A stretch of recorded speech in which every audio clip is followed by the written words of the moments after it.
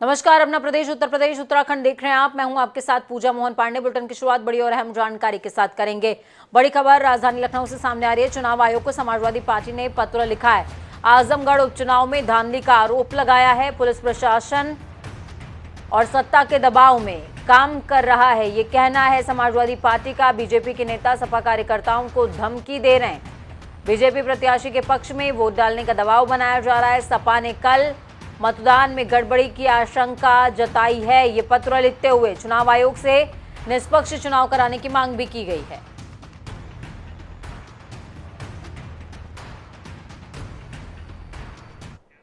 वहीं मुख्यमंत्री योगी आदित्यनाथ ने आज यूपी बोर्ड इंटरमीडिएट के टॉप 10 विद्यार्थियों को सम्मानित किया, साथ में उनसे संवाद भी किया। लखनऊ स्थित मुख्यमंत्री आवास पर आयोजित इस कार्यक्रम में सीएम योगी ने छात्रों, उनके अभिभावकों और प्राचार्यों के साथ में खुलकर बातचीत करी। उन्होंने पठन पाठन कक्षाओं, इन तमाम चीज़ों के बारे में जानकारी ली और कहा कि भविष्य में आपको अपडेट होने के लिए अखबार पढ़ना और लाइब्रेरी जाना बेहद ज़रूरी है। देखेंगे कि जब आप तनाव मुक्त होकर के उसका मुकाबला करने की तैयारी करेंगे तो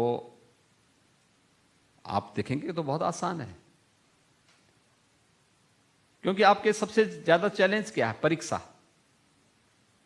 परीक्षा को भी बहुत आसानी से अगर आप लेंगे और उसकी तैयारी के लिए बिना किसी घबराहट के आत्मविश्वास से भरपूर होकर के एक एक प्रश्नों को पढ़ करके फिर उसका उत्तर कैसे दिया जाना है, इन सभी के बारे में अगर आप अच्छे ढंग से अपने आप को तैयार कर लेंगे, स्वयं को तैयार कर लेंगे, तो अपने आप क्वेश्चन पेपर को आप उसको सॉल्व करने में आपको बहुत मदद मिलेगी।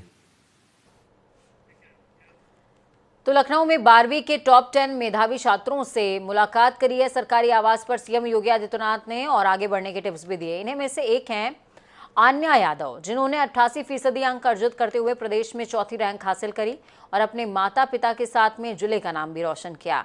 देखिए, इनसे जनता टीवी ने खास बातचीत की है। बोर्ड परीक्षा में टॉप करने वाले छात्रों से आज मुख्यमंत्री योगी आदित्यनाथ ने मुलाकात की है और क्या बात हुई है, हमारे साथ कुछ छात्रा है। क्या नाम है बेटा आपका? सर, मेरा नाम आन्या यादव है। मैं Daud public inter college Faizullaganj की स्टूडेंट हूँ और मेरे 88.80% थे और मेरी डिस्ट्रिक्ट में 4th रैंक है। आज मुख्यमंत्री ने आपसे मुलाकात किया, क्या बातें वहाँ पर हुई और किस तरीके से? आज उनसे मिलकर के काफ़ी ज़्यादा अच्छा लगा और प्राउड भी फील हुआ और उन्होंने हमें हमारे फ्यूचर में हमें क्या क्या चीज़ें करनी चाहिए और उससे रिलेटेड चीज़ों के बारे में बताया और नई नई योजनाओं से भी अवगत कराया जिनके बारे में हमें शायद नहीं पता था और इससे हमें काफ़ी ज़्यादा बेनिफिट हुआ कि कुछ नई चीज़ों के बारे में भी पता चला। आपने टॉप किया है, क्या लगता है कि स्कूल का ज़्यादा योगदान रहा है, माँ बाप का योगदान रहा है या आधुनिक कंप्यूटर का योगदान रहा है? किसको श्रेय जाता है आपका? टीचर्स ने भी अच्छे से सपोर्ट किया है, पेरेंट्स ने भी सपोर्ट किया है और घर पे भी एक अच्छा एटमॉस्फेयर मिला है स्टडी करने के लिए, तो मेरे लिए तो दोनों ही इक्वल हैं। आप बच्चे की माँ हैं, कितना आप मुख्यमंत्री से मुलाकात हुई, किस तरीके से बात हुई उनसे, कितना संतुष्ट हैं आप? हम लोग बहुत संतुष्ट हैं, बहुत संतुष्ट हैं। बच्चे को भी खुश हैं, हम लोग भी खुश हैं। बच्चे से मिलने गए, वहाँ योगी से मिले। आप पिताजी हैं, मुख्यमंत्री से क्या बातचीत हुई आपकी? मुख्यमंत्री जी से बात यही हुई कि उन्होंने अच्छी अच्छी बातें बताई, बच्चों को आगे बढ़ने के लिए जो नई नई योजनाएं उन्होंने चलाया उसके बारे में बताया। पेपर रोज देखने के लिए बताया कि पेपर की जो संपादकीय होता है उसको पढ़िए, उसमें ज्ञान ज़्यादा आएगा आपको, और जो हेडलाइन होती है पेपर की उसको ज़्यादा देखो जो है, और पूरे पेपर का जो है अध्ययन करो, उसमें आपको ज़्यादा जानकारी मिलेगी। आपके स्कूल में बहुत सारे बच्चे इस तरीके से टॉप करते हैं, एक बच्ची ये भी टॉप करके आई है, किस तरीके से, क्योंकि बहुत सारे बच्चे आपके स्कूल में पढ़ते हैं, किस तरीके से शिक्षा दी जाती है और क्या ये माहौल जो आज बना हुआ है, जिस तरीके से स्कूल का भी नाम रोशन हुआ है, आगे की किस तरीके से पढ़ाई आप बच्चों को सिखाना चाहती हैं? बच्चे जो है रेगुलर इनको आना चाहिए। स्कूल की तरफ से टीचर भी, एजुकेशन इनका टीचर का, स्कूल की बारीकी को आप ज़्यादा समझ सकती हैं, क्योंकि एक क्लास में बहुत सारे बच्चे होते हैं लेकिन टॉप कुछ ही कर पाते हैं, तो ऐसे में क्या लगता है आपको, घर का ज़्यादा योगदान होता है या टीचर या स्कूल, किस तरीके से उसका योगदान रहता है? स्कूल का भी, टीचर का भी और बच्चे का भी, मदर फादर का भी। ये बच्चा जो है हमारे यहाँ आया, ये रेगुलर रहती है और सेल्फ स्टडी, कोई भी कोचिंग या कोई भी ट्यूशन इसने नहीं किया है। शुक्रिया। तो जब घर के बड़े ऐसे बच्चों को हौसला अफजाई करते हैं और खासकर अगर प्रदेश का मुख्यमंत्री बच्चे का हौसला अफजाई करता है तो निश्चित तौर पे कामयाबी मिलती है। कैमरामैन रियाज के साथ अनूप सिंह, जनता टीवी, लखनऊ। तो यूपी के उप मुख्यमंत्री ब्रजेश पाठक ने स्वास्थ्य आपका संकल्प सरकार का मिशन चलाने का ऐलान किया है, जिसके तहत वो प्रदेश में अस्पतालों में भर्ती मरीजों और उनके तीमारदारों से फोन पर सीधे बातचीत करेंगे, इलाज के बारे में जानकारी हासिल करेंगे। शिकायत मिलने पर सीधे कार्रवाई की जाएगी। प्रदेश के अस्पतालों में हर रोज 3 लाख रोगी ओपीडी में आते हैं, तमाम मरीज भर्ती किए जाते हैं। इस बीच सभी का डेटा मोबाइल नंबर सहित ऑनलाइन होगा। हर दिन किसी न किसी मरीज से बात करके जानकारी हासिल की जाएगी। मरीजों की इतनी बड़ी संख्या के बावजूद प्रदेश के अस्पतालों में उनको बेहतरीन प्रभावी चिकित्सा सेवाएं उपलब्ध कराई जा रही हैं। हर अस्पताल से प्रत्यक्ष रूप से जुड़े संस्थानों और इकाइयों के द्वारा सरकार द्वारा निरंतर निगरानी रखी जा रही है। आज ये तो हमारा इंफ्रास्ट्रक्चर है जिसके जरिए हम लोग काम कर रहे हैं। आज जिस वजह से मुख्य रूप से हमने आपसे बात करने के लिए बुलाया, इन सभी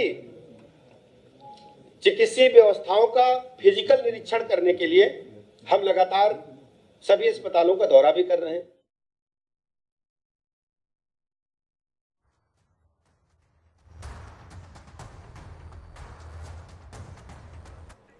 वहीं महाराष्ट्र सरकार को लेकर कांग्रेस नेता आचार्य प्रमोद कृष्णम ने बड़ा बयान जारी किया है। आचार्य प्रमोद कृष्णम का कहना है कि महाराष्ट्र के मुख्यमंत्री उद्धव ठाकरे को इस्तीफा दे देना चाहिए। उन्होंने कहा कि उद्धव ठाकरे को विधानसभा भंग करके विधानसभा के दोबारा चुनाव करवाने चाहिए। उन्होंने ये भी कहा कि इस पूरे मामले में उन्हें राहुल गांधी से सबक लेना चाहिए। एक बार उन्होंने इस्तीफा दिया तो दोबारा नहीं आए। उन्होंने कहा कि भारतीय जनता पार्टी राहुल गांधी और कांग्रेस की बेइज्जती करने में कोई कोर कसर नहीं छोड़ रही है। उनके मुताबिक सीबीआई और ईडी बीजेपी के हथियार हैं। दिल्ली में जंतर मंतर में सत्याग्रह हो रहा है, मैं वहां जाना चाहता था, लेकिन स्थानीय पुलिस के अधिकारियों ने ये कहा है कि आप नहीं जा सकते। तो हम तो कानून को मानने वाले लोग हैं, हम वहाँ जाकर भी कोई हिंसा थोड़ी कर रहे थे। अहिंसक आंदोलन को और अहिंसक आंदोलन में सम्मिलित होने के लिए जाने से रोकना, तो ये तो मुझे लगता है कि सरकार की एक दमनपूर्ण कार्रवाई है। अब सत्ता है तो कर सकते हैं। अग्निपथ टोटली गलत योजना है, बिना सोचे समझे इसकी घोषणा की गई है। मुझे नहीं लगता कि अग्निपथ से युवाओं का भला होगा। खुद सोच के देखो, 4 साल के लिए कौन नौकरी करेगा? वो ये नहीं सोचेगा मैं 4 साल में यहाँ रहूँगा और फिर 4 साल के बाद क्या करेगा। तो प्रधानमंत्री जी से मेरा आग्रह है, मेरा अनुरोध है भारत सरकार को, जिस तरह उन्होंने किसान बिल वापस लिया, इस तरह अग्निपथ को वापस लें, वरना ये देश बहुत बड़े आंदोलन की तरफ जा रहा है और वो देश के लिए ठीक नहीं। लखनऊ के चिन्हट में युवक की हत्या करके लूट करने वाले लुटेरों को गिरफ्तार कर लिया गया। इस गिरफ्तारी के बाद लखनऊ पूर्वी एडीसीपी कासिम आबदी ने जनता टीवी से खास बातचीत में कहा कि अभियुक्तों पर 302 का मुकदमा दर्ज हुआ है और मृतक की शिनाख्त अभी हम कर रहे हैं। लखनऊ पूर्वी के एडीसीपी कासिम आबदी जी मौजूद हैं, उनसे खास बातचीत करेंगे। सर, आज आपने जो चिन्हट पुलिस ने खुलासा किया था, आरोपियों को पकड़ा, उसको लेकर आपने प्रेस कॉन्फ्रेंस भी किया और अपना जीत भी आपने बताया है कि हमें कामयाबी मिली है। लेकिन जानना चाहेंगे कि ये जो पूरा घटनाक्रम था वो कैसे हुआ, कैसे इन्होंने अंजाम दिया और आप उन तक कैसे पहुँचे? ये 17 तारीख को पुलिस को एक सूचना मिलती है कि आदर्श ढाबा है थाना चिन्हट पे, वहाँ पर एक डेड बॉडी है, एक खाली प्लॉट है, उसके अंदर डेड बॉडी है। जब पुलिस मौके पर पहुंचती है तो डेड बॉडी 2-3 दिन पुरानी लगती है, डिकम्पोज्ड अवस्था में थी। बॉडी को कब्जे में लेकर के आगे की प्रक्रिया की जाती है। आसपास की जो फुटेजेस हैं उनको देखा जाता है। उसमें दिखता है कि 14 तारीख की देर रात को लगभग 2:40 पर ये एक व्यक्ति आता है वहाँ से पानी पीने वाटर कूलर पर। उसके बाद 2 लोग और आते हैं और फिर उसको मारते पीटते हुए फिर उसको ले जाते हैं उस प्लॉट के अंदर। इसके बाद उन दोनों व्यक्तियों में से एक व्यक्ति की शिनाख्त होती है जिसका नाम राजेश पत्थरकर्ता है। ये थाना चिन्हट का ही रहने वाला है। इससे जब पूछताछ होती है तो पता चलता है कि जो दूसरा व्यक्ति है उसका नाम है दीपक सुनार और उसकी चाय की दुकान है पॉलिटेक्निक में। इन दोनों से जब पूछा गया पूरे घटनाक्रम के बारे में, उन्होंने बताया कि साहब हम लोग यहाँ पर आदर्श ढाबे के पास ये जो तीसरा व्यक्ति था जो कि अननोन है, ये आया और इसने खाना खाया, कुछ पैसे हमने देखा कि इसके पास कुछ पैसे हैं और उन्हीं पैसों के चक्कर में हमने लूट करने के इरादे से जो है इसके पीछे पीछे हम लोग लगे। ये पानी पीने गया देर रात को, हम लोग इसके पीछे गए और उसी में रेजिस्ट करने के चक्कर में जो है ये घटना हुई है। अभी जो मृतक है अनफॉर्चुनेटली उसकी अभी तक आइडेंटिफिकेशन नहीं हो पाया है। हम लोग प्रयास कर रहे हैं, सभी सार्थक प्रयास किए जा रहे हैं कि मृतक है उसका आइडेंटिफिकेशन हो जाए। इनके पास से जो लूटे गए पैसे थे वो भी बरामद हुए हैं और एक जो मोबाइल था वो भी बरामद हुआ। वो बरामद नहीं हो पाया बट इसने ये बताया कि इसका एक दोस्त था जिसको कि इसने मोबाइल दिया हुआ है। हम लोग प्रयास कर रहे हैं वो मोबाइल भी बरामद करने का। सर, जैसे कि आपने प्रेस कॉन्फ्रेंस किया उस वक्त आपने इस चीज़ का भी जिक्र किया कि वो जो होटल था, जो ढाबा था, उसका लगातार यहाँ पे वो लोग खड़े रहते थे ग्रुप बनाकर और रेकी भी करते थे जो एक हाई प्रोफाइल के लोग आते थे। तो क्या इससे पहले भी आपके पास ऐसी शिकायतें मिली थी उस एरिया को लेकर कि मतलब यहाँ पे ऐसा कुछ होता है गतिविधियाँ? नहीं, मैं कहूँगा हाई प्रोफाइल के लोग नहीं आते थे बट ये कि हाँ वहाँ पर ज़्यादातर लेबर क्लास के लोगों का आना जाना वहाँ पर रहता था और ये लोग लेकिन लगातार इस प्रयास में रहते थे। नशे के लिए इनको पैसे चाहिए होते थे। ये लोग प्रयास में रहते थे कि अगर कोई पहले भी इस तरह की इनसे जब पूछा गया तो पहले भी इस तरह की छोटी मोटी घटनाएं इन्होंने किया है, किसी से पैसा ले लिया, किसी से मोबाइल ले लिया। बट ये है कि इनका कोई ऐसा अभी आपराधिक इतिहास अभी प्रकाश में नहीं आया है। बट हाँ ये है कि ये लोग लगातार उस क्षेत्र में रहते थे और जो भी इस तरह का व्यक्ति दिखता था उससे ये लोग पैसे लेने का प्रयास करते थे। आपने कहा कि सीसीटीवी फुटेज के आधार पे हमने गिरफ्तारी की है। दूसरा सवाल ये बनता है कि आपने 302 के मुकदमा भी दर्ज किया है, तो क्या सीसीटीवी जो फुटेज था उसमें ये क्लियरिटी आपको देखने को मिली कि इनके ही वजह से जो आपने जिनको पेश किया यहाँ पे उनकी ही मारने की वजह से उनकी मौत हुई है? जी हाँ, वो फुटेज में भी क्लियर है और पीएम रिपोर्ट आती है उससे भी क्लियर है कि सर पे चोट लगने के कारण जो है उस व्यक्ति की डेथ हुई है। मैं यही जानना चाह रही हूँ कि मारते वक्त इनका फोटो भी आया है सीसीटीवी में? जैसा कि मैंने बताया कुछ चीज़ें इन्वेस्टिगेशन का पार्ट होती हैं बट हाँ इन्वेस्टिगेशन पे। जी हाँ। आखिरी सवाल है कि जो इन दोनों आरोपियों को, अभियुक्तों को आपने पेश किया, क्या इनकी कुल क्रिमिनल हिस्ट्री भी है पीछे की कि अब पहला ये ऐसा घटना इन्होंने अंजाम दिया? नहीं, इस तरह की हत्या की पहली घटना अभी फिलहाल जो जैसा मैंने बताया कि अभी इन्वेस्टिगेशन काफ़ी प्रिलिमिनरी स्टेज में है तो अभी तक जो हमारे पास कोई ऐसा इनका आपराधिक इतिहास अभी सामने नहीं आया है। फिलहाल अभी मतलब इन्वेस्टिगेशन आप जारी, आप ये कहना चाहते हैं? एग्जैक्टली। ये थे एडीसीपी कासिम आबदी जी। उनका साफ तौर पे कहना था कि देखिए इन्वेस्टिगेशन जारी है। जहां तक हमने कहा कि ढाबे था वहाँ लगातार रेकी की जाती थी और वहाँ पे लोगों को रेकी करके उनको पैसे लूटा जाता था। लेकिन हाँ 302 का मुकदमा दर्ज किया है। हमने सीसीटीवी में देखा कि मारने की वजह से मौत हुई है, लेकिन अभी फिलहाल बहुत कुछ चीज़ें हैं जो अभी जाँच के घेरे में है। कैमरा जिसके साथ में जय सिंह, जनता टीवी, लखनऊ। हरिद्वार में स्थित सरदार बैंक्वेट हॉल में बीजेपी की जिला कार्य समिति की बैठक हुई, जिसमें पूर्व केंद्रीय मंत्री और हरिद्वार सांसद रमेश पोखरियाल निशंक, राज्यसभा सांसद डॉक्टर कल्पना सैनी समेत कई विधायक और भाजपा पदाधिकारी मौजूद रहे। बैठक में केंद्र और राज्य सरकार की ओर से चलाई गई जन कल्याणकारी योजनाओं को जन जन तक पहुंचाने का लक्ष्य निर्धारित किया गया। संगठन को बूथ स्तर पर मजबूत करने पर भी चर्चा हुई है। इस दौरान पूर्व विधायक सुरेश राठौर ने कहा कि भारतीय जनता पार्टी विश्व की सबसे मजबूत राजनीतिक पार्टी के तौर पर उभरी है। जिस तरीके से प्रधानमंत्री नरेंद्र मोदी के नेतृत्व में देश तरक्की कर रहा है, उसे देखते हुए अन्य दलों के नेता ही नहीं, पूरे देश की जनता भी भारतीय जनता पार्टी की ओर देख रही है।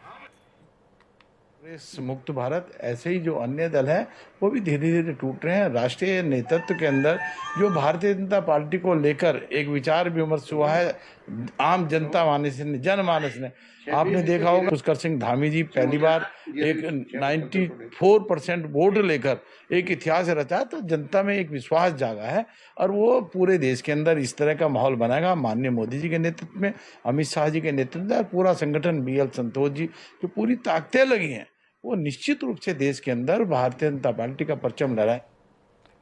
वहीं भाजपा मसूरी मंडल कार्य समिति की बैठक में उत्तराखंड विधानसभा चुनाव में प्रचंड बहुमत से जीतने, मसूरी विधानसभा से गणेश जोशी की जीत की हैट्रिक बनाने और प्रदेश के मुख्यमंत्री पुष्कर सिंह धामी के प्रचंड बहुमत से जीतने पर कार्यकर्ताओं का आभार व्यक्त किया। साथ ही कार्यकर्ताओं को नगरपालिका और लोकसभा चुनावों के लिए अभी से कमर कसने का आह्वान किया है।